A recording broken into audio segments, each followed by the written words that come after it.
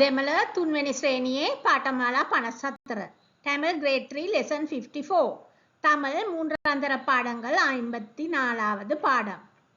මෙතන අහලා තියෙන්නේ ලබා දී ඇති අකුරෙන් ආරම්භ වන වචන ලියන්න. Write the words beginning with the given letter. கொடுக்கப்பட்ட எழுத்தில் தொடங்கும் வார்த்தைகளை எழுதுங்கள். මෙතන මොකද්ද? පූ කියලා අකුරක් දීලා තියෙනවා. ඒකෙන් ආරම්භ වෙන වචන ටික ඕගොල්ලන් ලියන්න ඕනේ. පළවෙනි එකෙන් ලියන්න දෙයක් නැහැ පූමයි. ඊට පස්සේ ඕගොල්ලන් දන්න දේවල් හරි එක හරි තේරුමක් තියෙන එක ලියන්න. මෙතන මම ඕගොල්ලන්ට උත්තර දීලා තියෙනවා. උත්තර ඕගොල්ලන් මේකම ලියන්න ඕනේ නැහැ. ඕගොල්ලන්ට වෙන වචන තියෙනවා නම් ඕන තරම් ලියන්න පුළුවන්. හැබැයි මේක මම උදාහරණයක් ඇටියට මම ඕගොල්ලන්ට දීලා තියෙන්නේ වෙන ඕනම මේ හරි උත්තරයක් ඕගොල්ලන් ලියන්න. මෙතන මම ඕගලන්ට වෙනදා වගේම මම දීපු උත්තරවලට සමාන සිංහල තේරුමයි ඉංග්‍රීසි තේරුමයි මම මෙතන දීලා තියන්නේ. ඕගලන් මොකක් හරි වෙන ඒවා ලියනවා නම් ඒකේ සිංහල තේරුමයි ඉංග්‍රීසි තේරුමයි ඕගලන් දැනගන්න එක හොඳයි. මෙතන අහලා තියෙන්නේ නිවැරදි වචනය තෝරා එය ලියන්න. Choose the correct word and write it. சரியான சொல்லை தெரிந்து செய்து எழுதுவோம். பலவெனி එක මල්ලිහை මලර් දෙකක් දීලා තියෙනවා. කොයි එකද හරි කියලා දාන්න. உள்ளது මනම් உள்ளதுද மனம் உள்ளதுද කියලා ලියන්න ඕනේ. ஆசிரியரை கணம் செய்ய வேண்டும்ද கணம் செய்ய வேண்டும்ද கணம் செய்ய வேண்டும்ද. தோட்டத்தில் திணை வளர்ந்திருந்தது. மழை பெய்யும் முன் வானம் එක්කෝ වානම් කරතිருந்தது. කොයි එකද හරි කියලා ඔයගොල්ලන් ලියන්න ඕනේ. මේකම් කණයි ඔලි කටද. මේකේ හරි එක ඔයගොල්ලන් බලලා ලියන්න ඕනේ. මෙතන මම හරි වචනය තෝරලා මම මෙතන ඔයගොල්ලන්ට ලියලා දීලා තියෙනවා. ඒක හොඳට බලා ගන්න. ඔයගොල්ලන් ලියපු ඒවත් එක්ක හරිද කියලාත් බලා ගන්න. மல்லிகை மலர் மனம் உள்ளது. மல்லிகை மலர் மனம் உள்ளது. ஆசிரியரை கணம் செய்ய வேண்டும். ஆசிரியரை கணம் செய்ய வேண்டும். தோட்டத்தில் திணை வளர்ந்திருந்தது. தோட்டத்தில் திணை வளர்ந்திருந்தது. மழை பெய்யும் முன் வானம் கருத்திருந்தது. மழை பெய்யும் முன் வானம் கருத்திருந்தது. குதிரை கனைக்கும் ஒலி கேட்டது. குதிரை කැනෙක්කම ඔලි කටද. ඒව තමයි උත්තර. ඕගොල්ලන් ලියපු ඒවත් එක්ක බලලා හරි වැරදි බලා ගන්න. මෙතන ඔයගලන්ට පේනවා ඇති මම සිංහල තේරුමයි ඉංග්‍රීසි තේරුමයි දාලා තියෙනවා. දෙමළෙන් මම හරි උත්තර ලියලා සිංහල තේරුමයි ඉංග්‍රීසි තේරුමයි ලියලා තියෙනවා. ඔයගලන් ලියපු ඒවත් එක්ක බලලා මේකේ තේරුම දැනගන්න. තේරුම නැතුව මොකක්වත් කරන්න බෑ. නිකන් ලියලා හරියන්නේ නැහැ. තේරුම බලා ගන්න. මෙතන අහලා තියෙන්නේ අසා ඇති ප්‍රශ්න වලට උත්තර ලියමු. Let's write the answers to the given questions. தரப்பட்ட வினாக்களுக்கு விடை எழுதுவோம். பலவெனி එක. சிறுவர்கள் ஒன்றாக சேர்ந்து விளையாடிய கிழமை எது? சிறுவர்கள் ஒன்றாக சேர்ந்து விளையாடிய கிழமை எது? දෙක. அவர்கள் விரும்பி விளையாடிய விளையாட்டு எது? அவர்கள் விரும்பி விளையாடிய விளையாட்டு எது? 3. அவர்கள் உணவு உண்ண முன் என்ன செய்ய வேண்டும் என்று தாய் கூறினார். அவர்கள் உணவு உண்ண முன் என்ன செய்ய வேண்டும் என்று தாய் கூறினார். தாய் கூறியதை அவர்கள் ஏற்று நடந்தார்களா? தாய் கூறியதை அவர்கள் ஏற்று நடந்தார்களா? பட்டம் விட முக்கியமாக இருக்க வேண்டியது என்ன? பட்டம் விட මුඛ්‍යමාහ ඉරක வேண்டியது என்ன? මේව තමයි ප්‍රශ්නේ. දැන් මේකට ඕගොල්ලන් දෙමළෙන්ම උත්තර ලියන්න කියලා අහලා තියෙනවා. මෙතන මම ආයි මේ ඕගොල්ලන්ට උත්තර දීලා තියෙනවා. බලන්න சிறுவர்கள் ஒன்றாக சேர்ந்து விளையாடிய கிழமை எது? එතකොට උත්තර තමයි சிறுவர்கள் ஒன்றாக சேர்ந்து விளையாடிய கிழமை ஞாயிற்றுக்கிழமை ஆகும். அவர்கள் දෙවෙනි ප්‍රශ්න තමයි அவர்கள் விரும்பி விளையாடிய விளையாட்டு எது?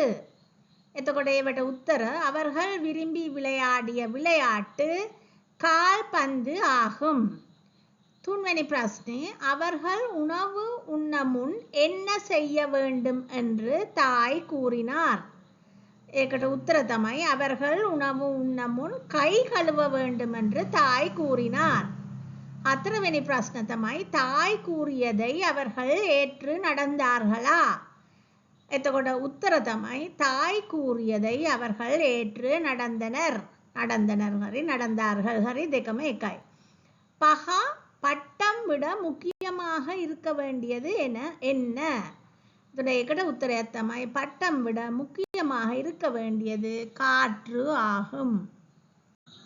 මෙතනදී මම අසා ඇති ප්‍රශ්න වලට උත්තර දෙමළෙන් ලියලා තියෙනවා. දෙමළ කොහමද සිංහලෙන් කියවන්නේ කියන එකේ තේරුමත් මම ලියලා තියෙනවා.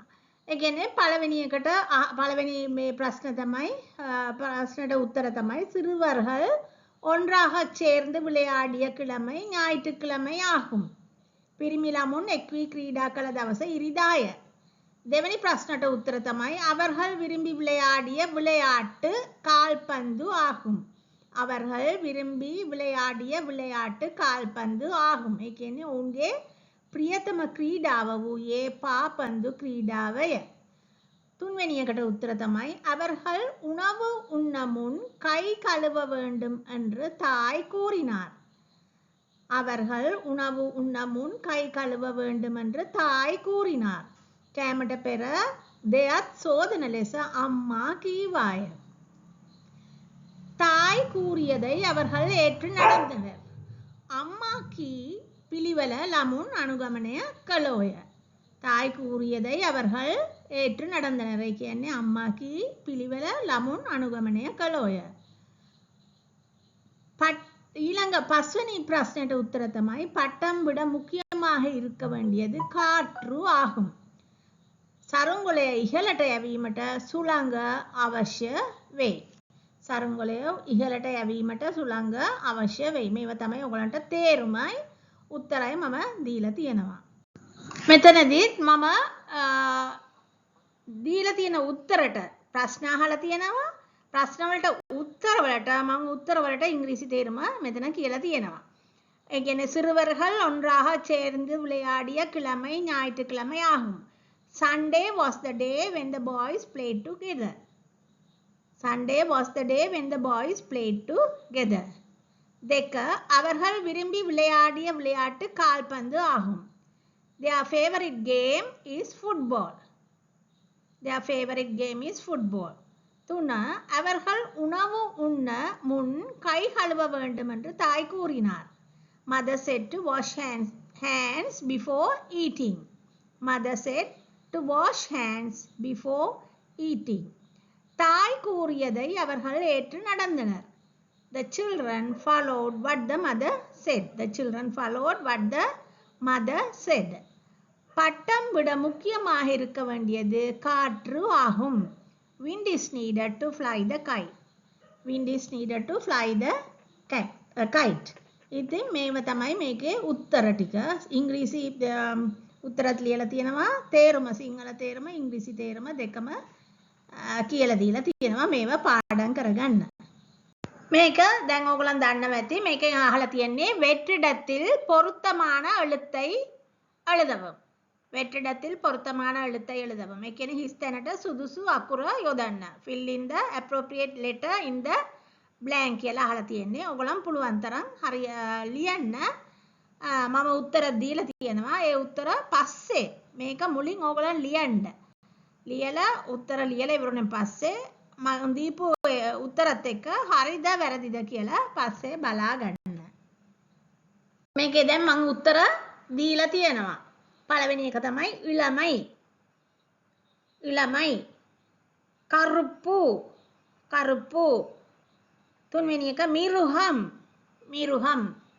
බෝලාන්මයි. බෝලාන්මයි. සරණාලයම්. සරණාලයම්. අන්තිම එක වාල්වු. වාල්වු. ඔයගොල්ලන් ලියපු ඒවත් එක හරිද කියලා බලා ගන්න. ඕගලන්ට මේකේ මම තේරුම ලියලා තියෙනවා සිංහලෙන් උයි ඉංග්‍රීසි වලින් උයි බලා ගන්න. ළමයි කියන්නේ තරුණ youth. කරුපු කියන්නේ කළු black. ඒක මීට කලින් ඕගලන් ඉගෙනගෙන තියෙනවා. මිල්හම් කියන්නේ තිරිසන් සතා animal. වර්ලාන්මයි කියන්නේ ගොවිතැන්. ගොවිතැන් කියන්නේ agriculture. සරණාලයම් කියන්නේ අභය භූමිය. සරණාලයම් අභය භූමිය sanctuary. වාල්වු කියන්නේ ජීවිතය life. හරිද මේකත් හොඳට බලා ගන්න. සමහර ඒවා ඔයගොල්ලන්ට අලුත් මෙතන තියෙනවා අලුත් ඒවා තියෙනවා ඒවත් හොඳට බලා ගන්න. Please subscribe and press the bell button to watch more videos to learn Tamil. Thank you.